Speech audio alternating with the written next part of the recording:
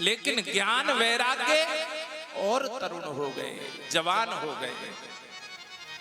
कथा का वास्तव में अर्थ कहां है? जब आप कथा में बैठे और भूल जाएं, सब भूल जाएं, न भैंस याद रहे, न पोहे याद रहे, न घर रहे, न भूख, न प्यास, न आलस्य, न उबासी, न नींद। तो सोच लेना आप कथा में बैठे हैं, यदि आप का चिंतन कहीं और चला गया तो फिर कथा नहीं है, फिर व्यथा है, फिर कथा नहीं रही, फिर क्या हो गया? व्यथा बन गई। आज जिस प्रकार से भक्ति देवी नृत्य करती है, तो उसी भाव को बताया कि क्या भाई भक्ति, ज्ञान, वैराग्य ये सब तो भगवान का परिवार है, और अपने परिवार वालों को तो सब आगे आगे कर ही लेते हैं। कोई पतित भी कथा सुनने से तरता है? कोई पतित का भी कल्याण होता है क्या? अत्र ते कीर्त्यासम् इतिहासं पुरातनम् यस्य श्रवण मात्रेण पापहानि प्रजायते। एक ऐसा इतिहास सुनाना चाहते हैं जिसे सुनने से ही पाप कट जाते हैं। आप लोगों ने आज तक जो किया वो किया, लेकिन जो अब कथा श्रवण करने जा रहे हैं, उस कथा को श्रवण करने से जो हमारे किए हुए पाप हैं वो नष्ट हो जाएंगे। ये है कथा की प्रथम विशेषता, ये है भागवत की प्रथम व्याख्या। यस्य श्रवण मात्रेण, देखो भैया, इसे केवल सुनना है और सुनने से ही तुम्हारे पाप कट जाएंगे। अब इतना भी काम नहीं कर सकते क्या भाई? ऐसी कोई वॉशिंग मशीन थोड़ी है कि कपड़ा डाले, डिटर्जेंट डाला और फिर अपने आप धो के साफ हो जाएंगे। लेकिन ये कैसी है? यहां तो जितने भी कर्म हैं जो हमने किए, अच्छे किए, बुरे किए, जितने भी बुरे कर्म हैं वो सब समाप्त। अत्र ते कीर्त्यासम् इतिहासं पुरातनम यस्य श्रवण मात्रेण, केवल सुनना है। अब सुनने का मतलब क्या है कि सुन के चले गए और यहाँ दरवाजे से बाहर जाते जाते एक जगह पर कथा हो रही थी। दिल्ली की बात बताऊं मैं तुम लोगों को, तो उस समय डॉक्टर महेश तो मेरी बाल्यावस्था थी, जब से जुड़े हुए हैं हम लोगों के साथ में। तो भैया महेश ने तो मेरी वो बाल्यावस्था भी देखी है और बाल्यावस्था से यौवन अवस्था भी देखी है, और अब तो वृद्धावस्था में मेरा कदम रखा जा रहा है, तो वो भी देखते ही रहेंगे। तो दिल्ली में कथा हो रही थी, हमारी जब तक दाढ़ी मूछ आई नहीं थी, अब तो सफेद हो गई। तो दिल्ली में एक माताजी आई और जब कथा संपूर्ण होने वाली थी तो आके बड़ा बड़ा आशीर्वाद देने लगी। अरे मेरा लाला बनो रे, बहुत अच्छा, बहुत अच्छा, 7 दिन बड़े अच्छे कटे। मैंने की माँ कथा अच्छी लगी, कथा अच्छी लगी चाहे ना लगी, लेकिन मेरी एक बीमारी कट गई। मैंने की कौन सी बीमारी कट गई? मेरे को अच्छा लगा कि कुछ अच्छा बताएंगे। मैंने की भैया कौन सी बीमारी कट गई? कि भैया बालकन ने बड़ी दवाई दिलवाई लेकिन कोई फायदा ना पड़ो, लेकिन तेरी कथा ते बड़ो फायदा पड़ो। मैंने की माँ बीमारी क्या थी? माँ कहने लगी मुझे नींद ना आवे, मुझे नींद ना आवे, लेकिन जब ते तेरी कथा सुनिए ना झट से नहीं ना सो जाओ। जब ते तेरी कथा सुनिए ना झट से नहीं ना सो जाऊं, 3 घंटा बड़ो चैन ते कटे, चाहे रात में नींद ना आवे। तो आप ये ध्यान रखना कि वह नींद तक ही तुम्हारा दिमाग ना चलो जाए। कहने का आशय, कथा जो सुनो तो आपका दिमाग यहीं रहना चाहिए। यदि आप देखो, मुझे भी जल्दी है, शायद आप लोगों को उतनी जल्दी नहीं होगी जितनी जल्दी मुझे है? क्योंकि मुझे भी साधु समाज के अनेकानेक काम हैं अभी बरसाने जाना है, मलुक पीठ वालों की कथा चल रही है, उसमें मंच पर पहुंचना है, ये करना है, वो करना है, बड़े दिमाग में काम है। और ध्यान रखना, साधुओं को ज्यादा काम होते हैं, गृहस्थियों को उतने काम नहीं है। जैसे तुम लोग बहाना बना देते हो, का करूं बहन, मन तो मेरो कर रो के गुरुजी बना लेती, पर कहा बताऊं फुर्सती ना है। मन तो मेरो कर रो के चली जाती, कथा में बैठती, का करूं इन पोहनते फुर्सती ना है। तो रोने की आवश्यकता नहीं है, ये सब फालतू की बातें हैं। जिससे जो करना होता है, आप लोगों का जो मन करता है वही करते। अभी आपके मन में भगवान की कथा प्योरिटी नहीं है, यानी पहला स्थान नहीं है। जब तुम्हारा पहला स्थान बन जाएगा ना मन में, भगवान की कथा, चर्चा, सत्संग, गुरु की सानिध्यता, भजन करना, तो फिर तुम्हें और दूसरे काम छोटे लगने लगेंगे और ये काम प्रथम लगने लगेगा। लेकिन लगेगा कब? जब तुम्हारे मन में, दिल में, दिमाग में ये बात बैठ जाए कि हाँ मुझे भजन करना है, हाँ मुझे गुरुजी की शरण में जाना है, हाँ मुझे ये करना ही करना है। तो फिर आप जो 12 बजे जगते हैं, 12 बजे जग रहे हैं ना बहुत से, अभी बच्चे ऐसे होंगे तुम्हारे गांव में भी जो सुबह 8 या 9 बजे तक सोते रहते होंगे, रात भर फोन चलाते होंगे। क्यों? क्योंकि उनके मन में वो प्योरिटी नहीं है, उनके मन में वो लालसा नहीं है, उनके मन में वो लगन नहीं है। अच्छा, जिन माताओं के घर में भैंस पोए हैं, क्या कभी वो लेट होती हैं? वो समय से जग जाती है, सुबह से न्यार करनो, फूस करनो। और जब मैं आ रहा था आज सुबह सुबह, तो 90% माताएं या पुरुष पौहिन को न्यार लेके खेतन पे थे, आए रहे, जबकि 7 बज रहे थे। कारण क्या है? क्योंकि तुम्हारे मन में वो प्योरिटी है, इसलिए तुम कर रहे हो। उसी प्रकार से ध्यान रखना, ये 7 दिन का मौका मिला है, पता नहीं किसके भाग्य। मैं आज डॉक्टर साहब से कह रहा था कि माँ होती, माँ के लिए कथा हो रही है, माँ के लिए कथा हो रही है, लेकिन माँ के सामने होती तो इसका आनंद ही कुछ अलग हो जाता। क्योंकि उनका जो भाव था, उनका जो प्रेम था, मैं उसकी व्याख्या नहीं कर सकता। ये कथा केवल माता के निमित्त हो रही है कि माँ को कथा सुनानी है। अब ध्यान रखें, दोनों माँ है, नवरात्रे चल रहे हैं वो भी माँ है, और जिसके लिए कथा चल रही है वो भी माँ है। तो आप लोगों के लिए कितना अच्छा संयोग है। नवरात्रे चल रहे हैं, वो किसके चल रहे हैं? माँ के चल रहे हैं ना। और ये कथा किसके लिए हो रही है? माता के निमित्त हो रही है। तो यहां दोनों माओं का संयोग बना हुआ है। अत्र ते कीर्तियास यस्य श्रवण मात्रेण, केवल सुनना है। तुंगभद्रा नदी के तट पर एक अनुपम नगर बसा हुआ था, जिसमें एक ब्राह्मण रहते थे जिनका नाम था आत्मदेव। उनके यहाँ हर प्रकार की सुख सुविधा थी, लेकिन एक असुविधा थी, और असुविधा क्या थी कि उनके संतान नहीं थी। है? संतान नहीं थी। पुत्र ना हो, एक दुख होकर मर जाए, 1000 दुख होकर मरे ना, कपूत निकल आवे, बस कहे में ना चले, तो फिर दुख ही दुख होते हैं महाराज। तो आज यहाँ उनके संतान नहीं थी, और एक नदी के किनारे बैठे बैठे रो रहे थे। एक संत ने पूछा, कथम रोदसी विप्रः, हे विप्र, हे ब्राह्मण, क्यों रो रहे हो, क्या कारण है? देखो, ब्राह्मण को ब्राह्मण पहचाना जाता था, उसके चिन्ह होते थे। आज कोई चिन्ह धारण नहीं करता है। ब्राह्मण के शिखा होती थी, सूत्र होता था। आज कोई शिखा रखने के लिए तैयार नहीं है, सूत्र जनेऊ रखने के लिए तैयार नहीं है।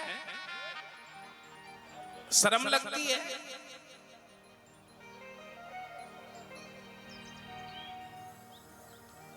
शर्म लगती है।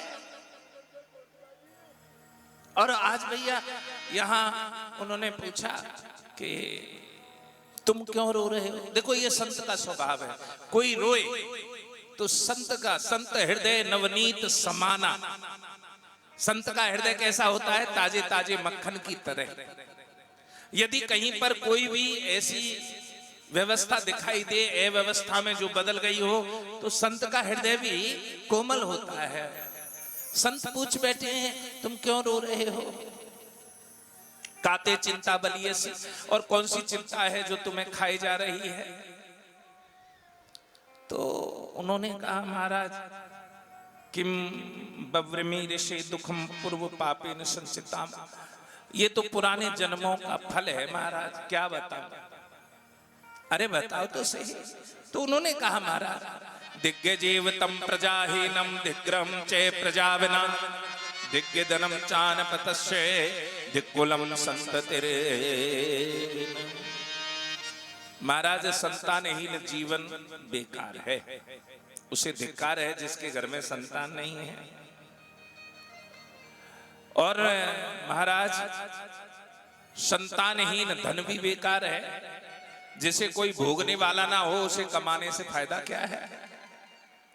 संतानहीन कुल को धिक्कार है, क्योंकि उस कुल का होगा क्या जिसमें कोई देवताओं की पूजा करने वाला नहीं है, कोई पानी देने वाला नहीं है। आप लोग ध्यान रखें, आजकल देखा गया है कि देवताओं का, अपने देवताओं का कोई पूजन नहीं करता है। और ऐसे ऐसे महात्माओं के चक्कर में, मैं महात्मा कह रहा हूं, ये भी शायद मेरी गलती है, ऐसे ऐसे अपने आप को जो संत बनते हैं, वो क्या कहते हैं, किसी देवता को पूजने की जरूरत नहीं है, कोई व्रत करने की जरूरत नहीं है। पागल मत बनो, पागल बनने की आवश्यकता नहीं है। ऐसे कुल को धिक्कार है जिसमें कोई पानी देने वाला ना हो, जो कहते हैं श्राद्ध मनाने की आवश्यकता नहीं है, पूजा करने की आवश्यकता नहीं है, देवताओं पर जाने की आवश्यकता नहीं है। ऐसे व्यक्ति के पास भूल कर भी ना जाए, ध्यान रखें इस बात का। जो तुम्हारे देवी देवताओं के लिए मना करता हो, जो तुम्हारे घर के पितरों के लिए मना करता हो, ऐसे व्यक्तियों की शरण में मत जाना। आज यहाँ वो कह रहा है, महाराज पाल्यते या मया धेनु शावंद्या सर्वथा भवे। मेरी तो हालत ऐसी है, मेरे घर में तो संतान है ही नहीं, लेकिन जिस गाय को लाऊं वो भी बांझ हो जाती है, उसके भी बच्चा नहीं होता है महाराज। अच्छा, हाँ। तो संत ने कहा कि इस संसार की वासना को छोड़ दे, भजन कर। देखो, जो जैसा होगा वो वैसा ही आपको शिक्षा देगा। यानी तुमने मूली खा ली तो डकार भी तुम्हें मूली खिलाएगी, उसी प्रकार से महात्मा जैसा होगा वो वैसी शिक्षा देगा। अब वो महात्मा कह रहा है कि छोड़ दे ये घर गृहस्थी के जंजाल को, मुचज्ञानम प्रजारूपम बलिष्ठा कर्मणो गति, ये बेटा बेटी के चक्कर छोड़ दे, भगवान को भजन कर।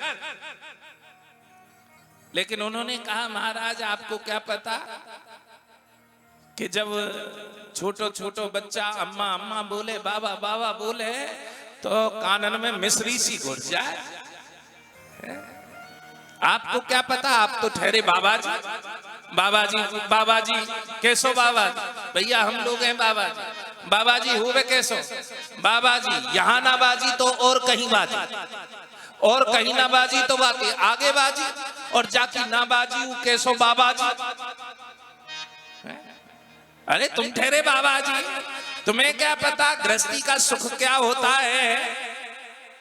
अच्छा, जैसे ही कहा गृहस्थी का सुख क्या होता है, तो संत ने दयावश एक फल दे दिया झोली से निकालकर, और कहने लगे, इदम भक्षे पत्न्या त्वं तत्पुत्रो भविष्यति।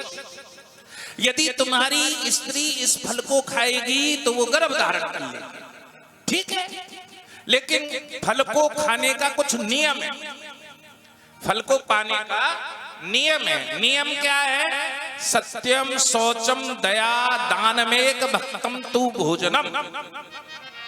सत्यम, झूठ नहीं बोलना। लेकिन हमारे समाज की एक विडंबना है, सत्य तो सब सुनना चाहते हैं, लेकिन सत्य बोलना कोई नहीं चाहता। हमारे समाज की ये विडंबना है।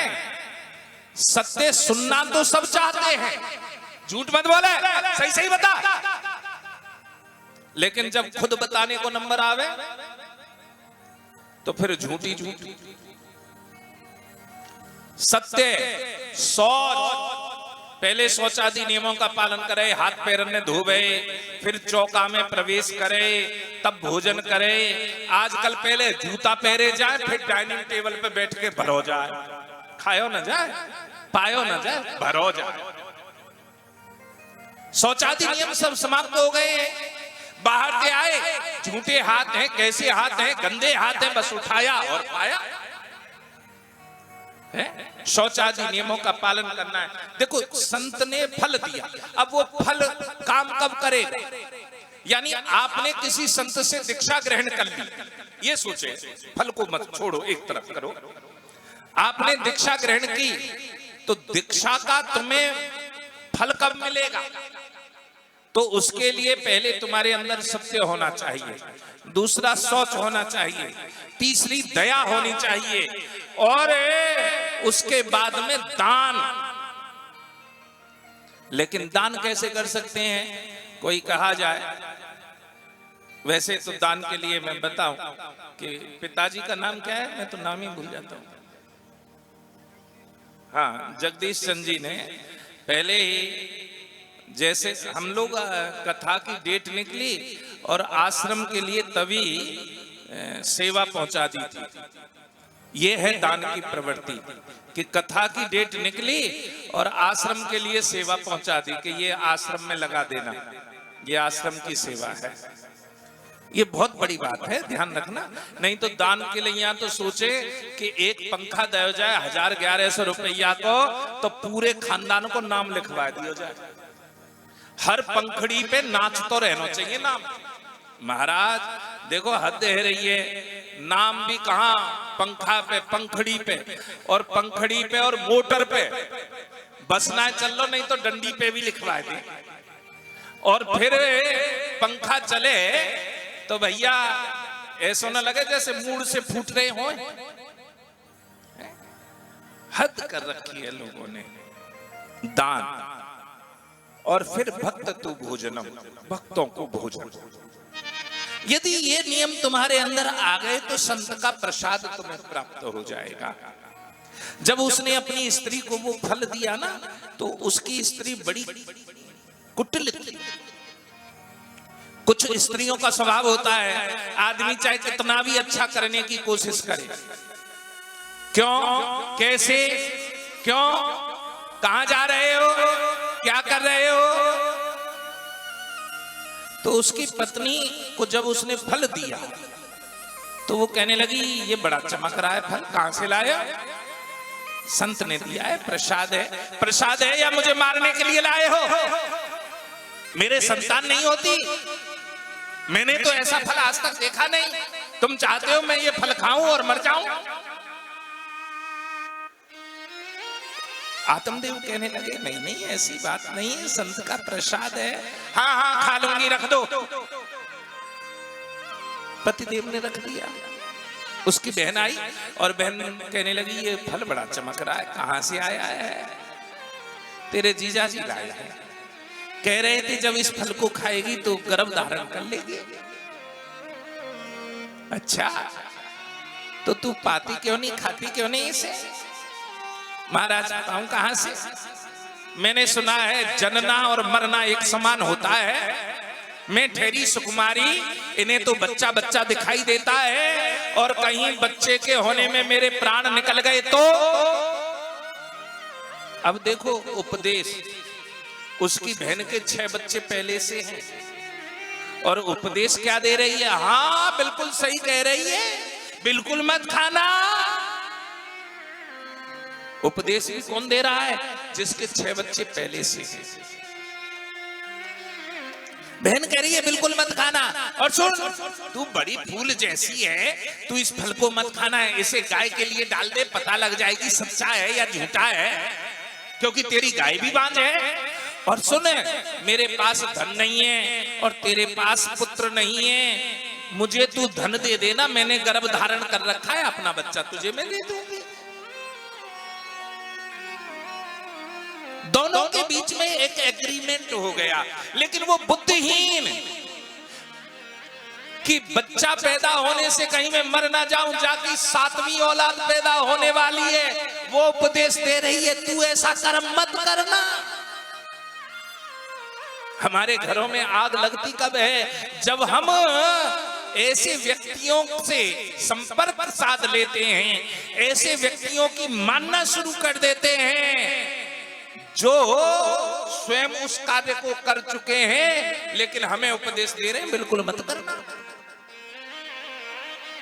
घर में आग लग गई, फल तो गाय के लिए डाल दिया और खुद ढोंग करने लगी कि मेरे तो बच्चा पैदा होने वाला है। युक्ति संगत उसकी बहन के यहां से संतान आ गई, वहां धन चला गया और बड़ी खुश हो रही है, मेरे बेटा हुआ है।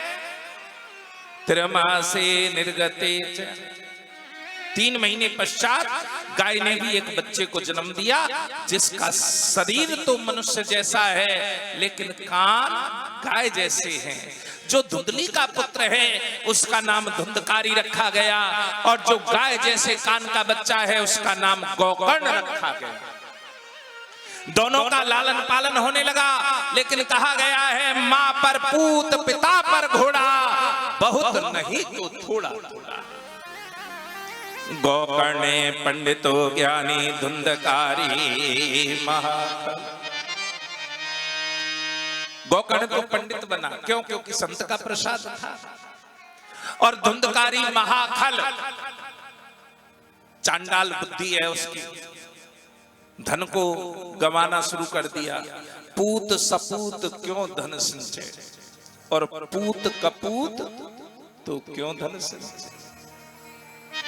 यदि तेरा पूत सपूत है तो धन एकत्रित करने की आवश्यकता नहीं है, वो अपने आप कमा लेगा। और यदि तेरा पूत कपूत निकल गया तो कितनों भी कमा दे, ज्वारी में, चोरी में, जारी में सब समाप्त कर देगा, चिंता ना कर। आज वही गोकर्ण को बड़ा कष्ट हुआ, पिता को उपदेश दिया और पिता उपदेश पाकर घर को छोड़कर चले गए।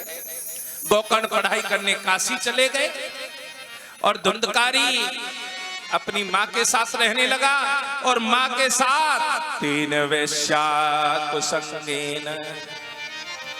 उसका संग किससे बन गया? वेश्याओं से बन गया। धन देने लगा धीरे धीरे, मदिरा का पान करता है, धन लुटा रहा है। आज यहां धीरे धीरे करके उसकी मां भी दुखी होने लगी, और मां दुखी होने पर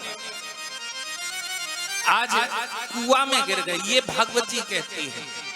लेकिन कूपे पात कृतो रात्रो तेन सा निधनम गता। लेकिन विश्राम सागर कहता है कि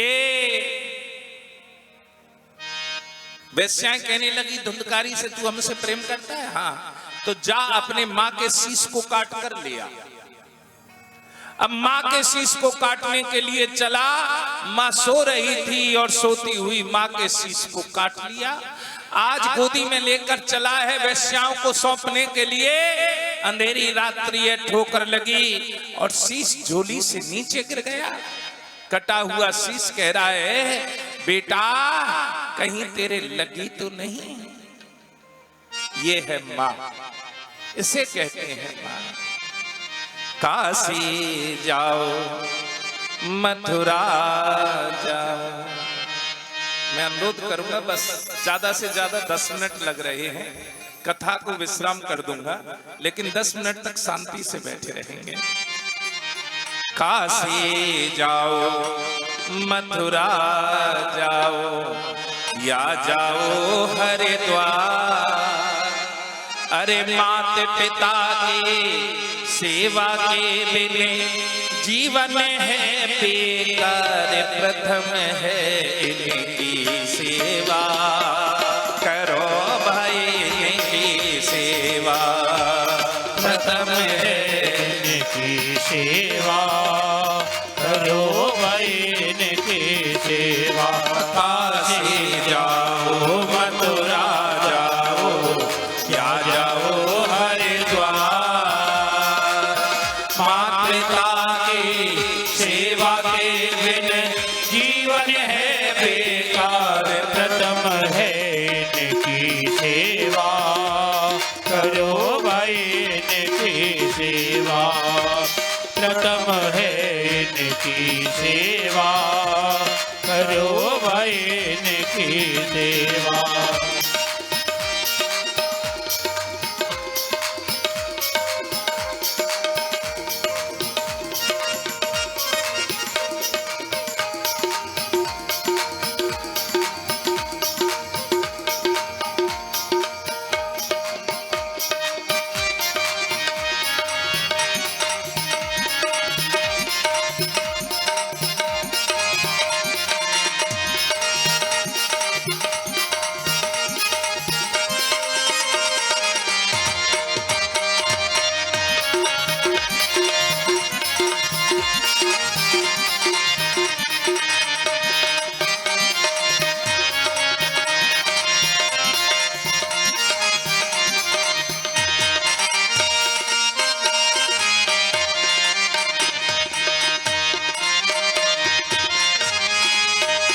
कितना पावन और निर्मल है माँ बेटी का नाता। कितना पावन और निर्मल है माँ बेटी का नाता। 9 मास गर्भ में रखती उस माँ को शीश नवाता। 9 मास गर्भ में उस माँ को मैं शीश नवाता। अरे कलयुग में और हर युग में है, कलयुग में और हर युग में है माँ की सेवा महान। अरे हाँ, माँ की सेवा महान। करो भाई इनकी सेवा। प्रथम है इनकी सेवा करो भाई इनकी सेवा। प्रथम है इनकी सेवा। काशी जाओ मथुरा जाओ या जाओ हरिद्वार, माता पिता की सेवा के बिन जीवन है बेकार। प्रथम है इनकी सेवा करो भाई इनकी सेवा। प्रथम है इनकी सेवा करो भाई इनकी सेवा। प्रथम है इनकी सेवा। लेकिन सेवा करना बड़ा कठिन है। सेवा करना बड़ा कठिन है। आज माँ के शीश को लेकर चला गया, वेश्याएं कांप गई जो हमारे पीछे अपनी माँ के शीश को काट लाया।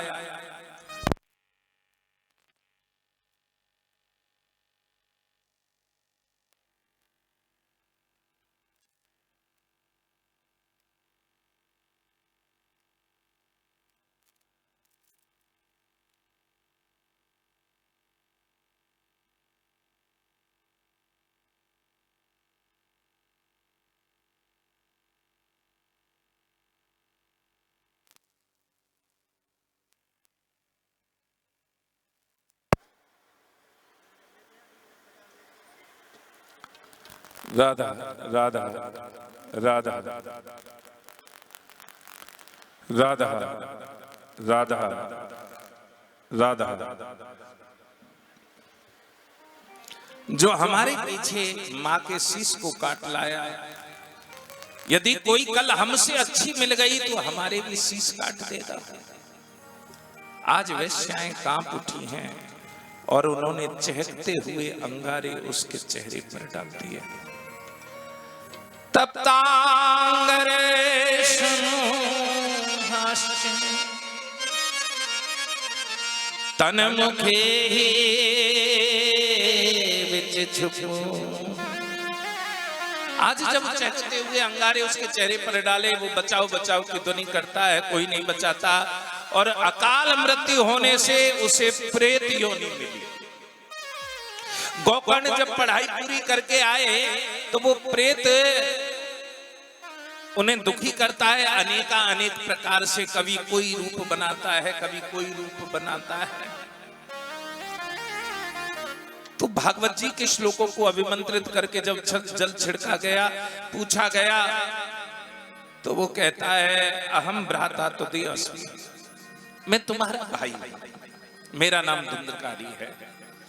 तो एक बार नहीं, गया श्राद्ध सतेनाथ, 100 बार गया में श्राद्ध किया, लेकिन उसकी गति नहीं हुई। तो सूर्य भगवान की उपासना करते थे गोकर्ण। सूर्य भगवान से पूछा कि क्या करूं जिससे इसकी मुक्ति हो जाए, गति हो जाए, ये प्रेत योनि से छूट जाए। श्रीमद् भगवतान मुक्ति सप्ताहम वाचनम कुरु।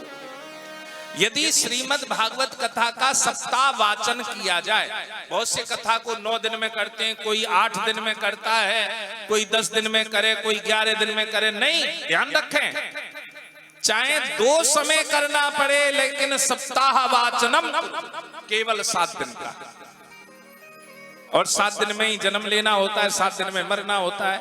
7 दिन कौन से? इतवार, सोमवार, मंगल, बुध, बृहस्पति, शुक्र, शनिचर, 7। आज यहाँ श्रीमद् भागवत कथा का आयोजन किया, और सप्तग्रथि युतम तत्रा पश्चत मुच्छितम। आज 7 गांस का एक बांस गढ़ा हुआ है, उसकी जड़ में आकर वो प्रेत बैठ गया।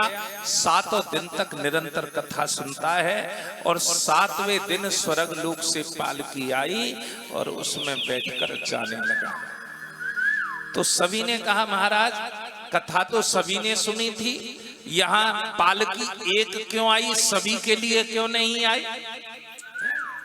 तो कहा गया है धन्या भागवती वार्ता प्रेत पीड़ा विनाशिनी सप्ताहोति तथा धन्यम कृष्ण लोक फले प्रदान। ए सुनो, ये सप्ताह क्या है? ये प्रयाग है। जो इसमें स्नान करे, प्रयाग पर मुझे याद आ गया, अब के प्रयागराज में कुंभ लगने वाला है। आप लोगों के जो भी साधन ना हो तो वहां पर कुंभ में श्री आनंद दास भैया जी महाराज नगर खालसा निर्मोही अखाड़े में लगता है। तो आप लोग सादर आमंत्रित हैं सभी जने कुंभ के लिए। और जो ये कथा चल रही है इसे भी देखने के लिए आप अपने फोन पे भैया जी बल्लभगढ़ वाले डाल लेना, तो YouTube पर आप कथाओं को देख सकते हैं किसी भी माध्यम से। केवल भैया जी बल्लभगढ़ वाले डालें तो उससे आप लोग कथाओं को भी सुन सकते हैं, या मीडिया से जुड़ना चाहते हैं तो उसमें भी भैया जी बल्लभगढ़ वाले डालें, तो उससे आप जुड़ सकते हैं। ये आपकी मर्जी है, जुड़ें या ना जुड़ें, मेरा बताने का काम था। ये नहीं है कि सब्सक्राइब करो कि लाइक करो, वो उसकी जरूरत ही नहीं होती। जैसे जुड़ना है वो जुड़ेगा, जैसे नहीं जुड़ना है ना जुड़े। राधे राधे। क्योंकि हर एक के लिए हर कोई नहीं होता, ये भी भाव रखना चाहिए। तो आप लोगों को हम तो केवल कुंभ के लिए आमंत्रित कर रहे हैं। आप ज्यादा से ज्यादा वहां पहुंचें, सेवा करें तन से, मन से, धन से। और जो कुंभ के लिए जो भी मन में संकल्प ले रखा हो सेवा का, किसी भी प्रकार की सेवा का, तो हमसे जुड़ सकते हैं और हमसे मिल सकते हैं। वैसे मैं रोजाना सुबह 10 बजे से 11 बजे तक डॉक्टर महेश के घर पर ही मिलूंगा। जैसे भैया बता रहे ना कि फूफा के नाम पे सब जाने फूफा जी, तो फूफा जी के घर पे ही मिलूंगा। सुबह 10 बजे से 11 बजे तक। आप लोगों को कोई भी पारिवारिक या किसी भी प्रकार की कोई परेशानी है तो वहां पर आप लोग मेरे से मिल सकते हैं सुबह 10 बजे से 11 बजे तक। यदि मैं किसी दिन नहीं मिलूंगा तो आप लोगों को पहले ही सूचित कर दिया जाएगा, एक दिन पहले, कि मैं कल नहीं मिलूंगा, लेकिन 6 दिन तक लगातार आपको मिलूंगा। अभी तो यही है, आगे ठाकुर जी जाने कहा करेंगे, कैसे करेंगे, क्योंकि पल से पल में क्या हो जाए पता नहीं तकदीर का। तो ये तो हमें भी नहीं पता है, बस हमें तो जो आज्ञा मिलती है वो कह देते हैं, आगे जैसा वो करेंगे सो होता रहेगा। तो स्वर्ग लोक से एक पालकी आई, सबके लिए नहीं आई। क्यों नहीं आई? विश्वासो गुरु वाक्येषु श्रेयस्मिन् दीनत्व भावना मनोदोष जैश्चैवे कथायां निश्चला मति। सुनो, 4 जनों को लेने के लिए पालकी आती है। कथा सुनने वाले 4 जने। 4 जने कौन से? पहला, जिसे अपने गुरु के वचनों पर विश्वास है। दूसरा, जो दीनता का भाव रखता है भगवान के सामने, ये नहीं मैं तो बड़ा हूं, मैं नीचे कैसे बैठूंगा, मैं ऐसे कैसे रहूंगा, पता नहीं है, मैं कथा में आ रहा हूं। ऐसे को कभी पालकी नहीं आती है। जिसके अंदर दीनता का भाव हो उसे लेने के लिए पालकी आती है। मनोदोष जैश्चैव, और जिसने अपने मन के दोषों पर विजय प्राप्त कर ली है। और चौथा, कथायाम निश्चला मति, जब कथा के लिए बैठ जाए तो उसका इधर उधर मति ना जाए, केवल कथा में ही रहे। ये कहना तो बड़ा आसान है। हमारे राजस्थान के शिष्य एक भजन गाते हैं, क्योंकि गुरुदेव की कृपा से हमारे लगभग 98,000 साधक हैं पूरे वर्ल्ड में। तो अलग अलग इलाके के अपनी अपनी आराधना के द्वारा अलग अलग रिझाते हैं। तो हमारे राजस्थान के बहरोड वाले अहीर और गुजर एक भजन गाते हैं। अरे स्वर्ग लोक से आए रे पालकी, हो सब टिकट कटावन जावा। स्वर्ग लोक से आई रे पालकी, सब टिकट कटावन जावा। स्वर्ग लोक से आई रे पालकी, सब टिकट कटावन जावा। स्वर्ग लोक से आई रे पालकी, सब टिकट कटावन जावा। गुरु जी मारी टिकट कटा दो, फिर रोज रोज नहीं आवा। गुरु जी मारी टिकट कटा दो, फिर रोज रोज नहीं आवा।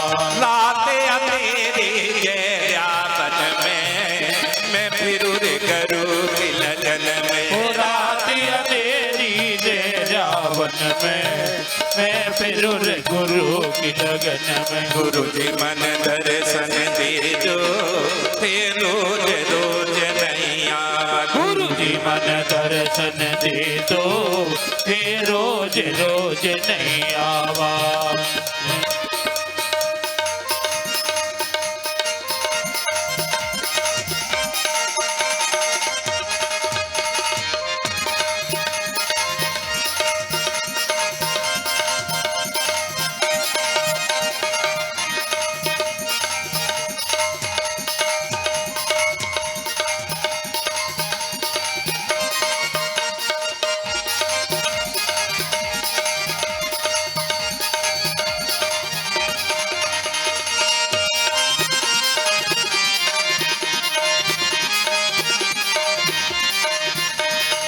गंगा जी के पौड़िया पे सब स्नान करने को जावा।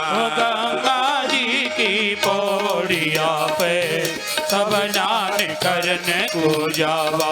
गंगा जी के पौड़िया पे सब स्नान करने को जावा। गंगा जी की पौड़िया पे सब स्नान करने को जावा। गुरु जी मारा स्नान करा दो, फिर रोज रोज नहीं आवा। गुरु जी मारा स्नान करा दो, फिर रोज रोज नहीं आवा।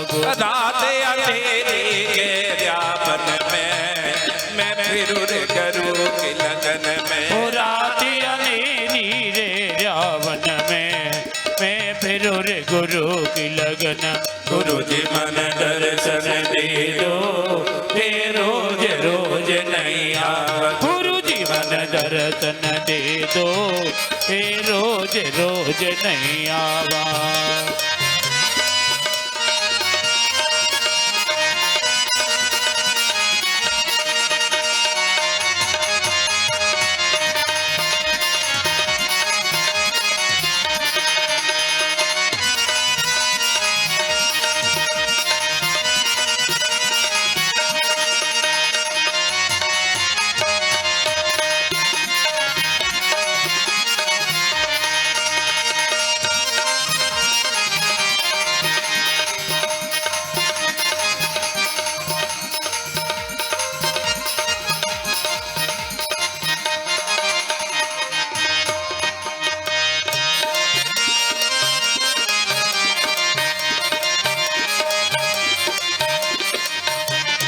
पुष्कर जी की पौड़िया पे सब दान करने को जावा। पुष्कर जी की पौड़िया पे सब दान करने को जावा। पुष्कर जी की पौड़िया पे सब दान करने को जावा। पुष्कर जी की पौड़िया पे सब दान करने को जावा। गुरु जी मारा दान करा दो, फिर रोज रोज नहीं आवा। गुरु जी मारा दान करा दो, फिर रोज रोज नहीं आवा। रात अंधेरी के व्यापन में मैं फिरूं रे गुरु की लगन में। रात अंधेरी रे रावण में मैं फिरूं रे गुरु की लगन। गुरु जी मन दर्शन दे दो, फिर रोज रोज नहीं आवा। गुरु जी मन दर्शन दे दो, फिर रोज रोज नहीं आवा। गुरु जी मन दर्शन दे दो, फिर रोज रोज नहीं आवा। गुरु जी मन दर्शन दे दो, फिर रोज रोज नहीं आवा।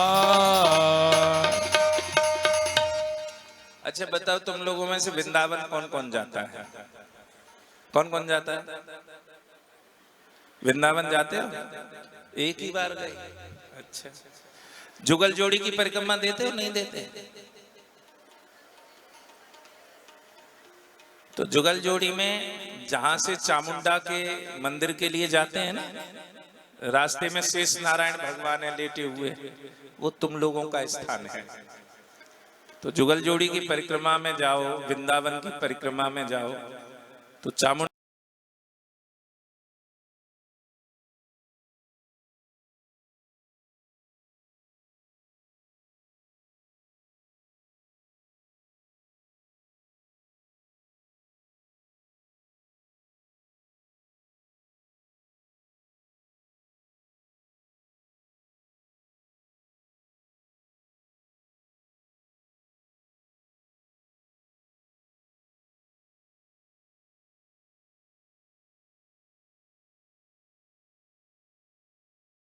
में ये हमारे बड़े गुरु भाई हैं। सौंद में जो बद्री नारायण का मंदिर है, सूरज कुंड, वहां के महंत जी ये बैठे हुए हैं, ये हमारे बड़े गुरु भाई हैं। तो अब 84 जाओ तो भी, और वृंदावन की जाओ तो भी, अब तुम्हारे दो दो इस स्थान तो तैयार हो ही गए हैं। तो आप कभी भी जाएं 84 की परिक्रमा में, तो सौंद में सूरज कुंड बद्री नारायण का जो मंदिर है, वहाँ के महंत जी महाराज श्री बैठे हैं। और वृंदावन की या जुगल जोड़ी की परिक्रमा दो, तो परिक्रमा मार्ग में चामुंडा मोड़ पर वृंदावन में आपका शेष नारायण मंदिर आनंद धाम आश्रम है। तो आप लोग वहाँ पर आराम से दर्शन भी करें और रहें भी, आनंद लें। और कार्तिक के महीने में जो माताएं सेवा करने के लिए जाती हैं, वहां पर आराम से आप आए, सेवा करें, रहें। तो कहा गया कि जिसे अपने गुरु के वचनों पर विश्वास है, जिसमें दीनता का भाव है, जिसने मन के दोषों पर विजय प्राप्त कर ली है, और जिसका कथा में एकाग्र चित्त रहता है, इन व्यक्तियों को लेने के लिए पालकी आती है। तो गोकर्ण से कहा गया कि आप दोबारा से कथा का आयोजन करें। भगवान के पार्षद कहने लगे यदि एक बार कथा कराई है और उससे भी संतुष्टि ना मिले तो दोबारा 1 वर्ष के अंदर में फिर कथा करानी चाहिए। का महेश का कह रहे हो बड़ी मुश्किल अंते तो अब तैयार हो सब।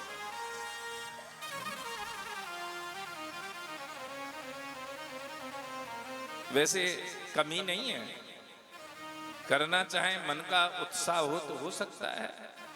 6 महीने बाद श्रावण के महीने में दोबारा से कथा का आयोजन किया, जिसमें वक्ता और श्रोता सभी ने संकल्प धारण किया और गोकर्ण से गोपालो गोलोकम गोपवल्लभा।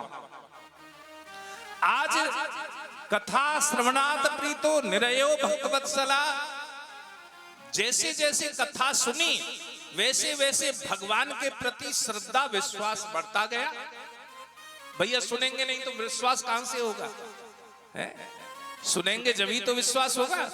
भाई कोई बताएगा भाई फलाने को छोरा ऐसा है, तो जब कोई बतावेगा जभी तो दूसरी का कहेगी ले हमें तो पता ही नहीं, अब पता लगी है, अब पता लगी। तो उसी प्रकार से भगवान के बारे में जब भगवान की चर्चा श्रवण करेंगे। एक जगह पर हो रहा था कि हमारे यहाँ तो रूटीन में कथा है जाए और भैया जी की कथा में तो बड़ो पैसा लगे, तो हमने कही भैया मैं एक छोटा सा दृष्टांत दे देता हूँ कि एक ठाकुरों का गांव था। जाति सूचक कोई कथा नहीं है, ये केवल दृष्टांत है। एक ठाकुरों का गांव था और कोई उसमें जाट चला गया, लेकिन कई भी ठाकुर ने अपना अपना हुक्का पी रहे, सब अपने अपने चबूतरा बैठ के।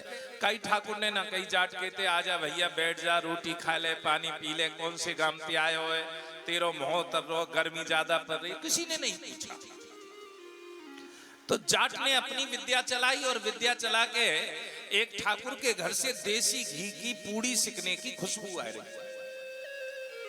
तो जाट के ने अपनी विद्या चलाई और विद्या चला के कहने लगो जीजा राम राम। अब ठाकुर साहब सोचने लगे कोई मामा फूफी को होएगो या गांव का होगा, आओ आओ। अरे आए कहा बस पहले तो पानी पे आओ, बड़ी गर्मी पड़ रही है और भूख भी लग रही है। हाँ बस चिंता मत कर, खीर पूरी बनी है, आज मावस है ना, अभी रुक जा रे छोरा जा, कह दे फिर मामा आया। अंदर जाए के वाने कह दी कि मम्मी मामा आयो। अब मामा के बहन के घर भैया और सास के घर जमैया, इनकी तो पूछ ही अलग हो। अब जैसे ही सुनी भैया आयो है तो बहुत और खीर में घी डाल दो। अब जैसे ही वो जाट देवता के लिए अंदर से बुलावा आया, छोरा ने कही मामा चलो रोटी खा ले। तो जब अंदर को गए तो अंदर जाते जाते जाट देवता कह रहे हैं भाभी राम राम, भाभी राम राम। अब ठकुरानी का दिमाग छिटका, कहने लगी यूं कह दे तो कि मेरो भैया आयो है तो मैं क्या रोटी ना खवाती, और यह यहाँ पे भेज दियो है और मुंह भेका दियो। अब ठकुरानी ने रोटी तो खवा दी, लेकिन बुड़ बुड़ बुड़ बुड़ मचाती रही। ठाकुर साहब सोचने लगे मैं देखूं तो सही, पूछूं तो सही कि कौन आया है, कौन सा भाई है। अब ठकुरानी गलेमान पकड़ के ठाकुर साहब को अंदर ले गई और कहने लगी यूं कह देता कि मेरा भैया आया है तो मैं रोटी ना खवाती।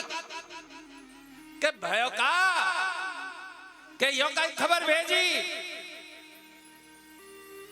कि तेरा भैया आया है, कि तेरा ही भैया तो है, मोते यूं कह रो जीजा राम राम।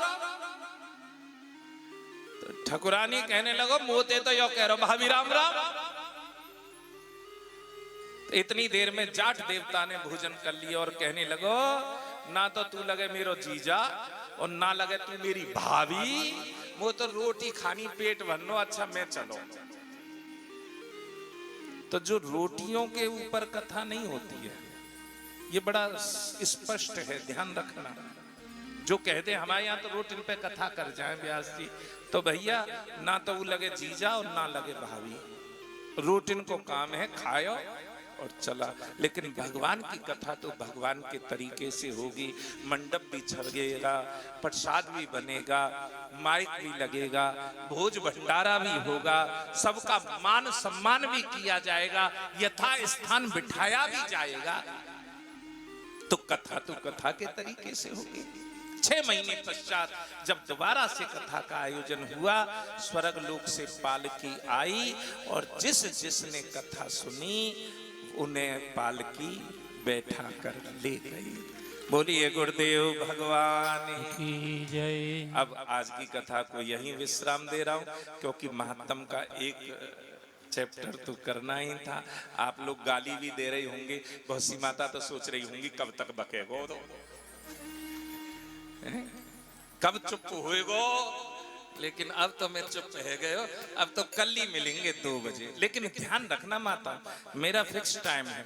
यदि 2 बजे का है तो मैं 2 बजे तुम्हें गद्दी पर मिलूंगा। यदि मैंने कह दिया 5 बजे छोड़ना है, 5 बजे छुट्टी है, तो 5 बजे छुट्टी है। आप परेशान ना हो, केवल 3 घंटे का चैप्टर चलेगा। और तो मूल पाठ तो कथा कभी पूरी नहीं हो सकती। ये तो केवल आचार्यगण हैं जो स्वाध्याय करते हैं, मूल पाठ करते हैं, उससे भागवत का पूरा कार्य होता है। अन्यथा जो सत्संग होता है, जो भी कथा की व्याख्या होती है, वो तो 7 दिन क्या हम 7 जन्म बोले तो नहीं व्याख्या कर सकते। ये तो कुछ दृष्टांतों को, कुछ कथाओं को उजागर करके, जिससे कि हमारा भक्ति में मन लग जाए। बोल गुरुदेव भगवान की जय। सभी खड़े हो जाएंगे अपने स्थान पर। अब अपने स्थान पर खड़े हो जाएं और कल फिर मिलेंगे। राधे राधे। श्री कृष्ण गोविंद हरे मुरारी, हे नाथ नारायण वासुदेवा। श्री कृष्ण गोविंद हरे मुरारी, हे नाथ नारायण वासुदेवा। हे नाथ नारायण वासुदेवा, हे नाथ नारायण वासुदेवा। हे नाथ नारायण वासुदेवा, हे नाथ नारायण वासुदेवा। श्री कृष्ण गोविंद हरे मुरारी, हे नाथ नारायण वासुदेवा। श्री कृष्ण गोविंद हरि मुरारी, हे नाथ नारायण वासुदेवा। हे नाथ नारायण वासुदेवा, हे नाथ नारायण वासुदेवा। नाथ नारायण वासुदेव। श्री भागवत भगवान की है आरती, पापियों को पाप से है तारती। श्री भागवत भगवान की है आरती, पापियों को पाप से है तारती। श्री भागवत भगवान की है आरती, पापियों को पाप से है तारती। पापियों को पाप से है तारती। ये अमर ग्रंथ, ये मुक्ति पंथ, ये पंचम वेद निराला, नव ज्योति जगाने वाला। ये अमर ग्रंथ, ये मुक्ति पंथ, ये पंचम वेद निराला, नव ज्योति जगाने वाला। ये अमर ग्रंथ, ये मुक्ति पंथ, ये पंचम वेद निराला, नव ज्योति जगाने वाला। हो नव ज्योति जगाने वाला, नव ज्योति जगाने वाला। ओ हरि नाम यही, हरि ध्यान यही, हरि नाम यही, हरि ध्यान यही। ओ हरि नाम यही, हरि ध्यान यही, हरि नाम यही, हरि ध्यान यही। जग के मंगल की आरती, पापियों को पाप से है तारते। श्री भागवत भगवान की है आरती, आरती पापियों को पाप से है तारती। हाँ पापियों को पाप से है तारती। ये शांति गीत पावन पुनीत पापों को मिटाने वाला हरि दर्श कराने वाला। ये शांति गीत पावन पुनीत पापों को मिटाने वाला हरिदरस कराने वाला। ये शांति गीत पावन पुनीत पापों को मिटाने वाला हरि दर्श कराने वाला। ओ हरि हरिदरस कराने वाला। हाँ हरि दर्श कराने वाला। सुई सुख करने ये दुख हरने। ये सुख करनी ये दुख हरणी। ये सुख करने ये दुख हरने।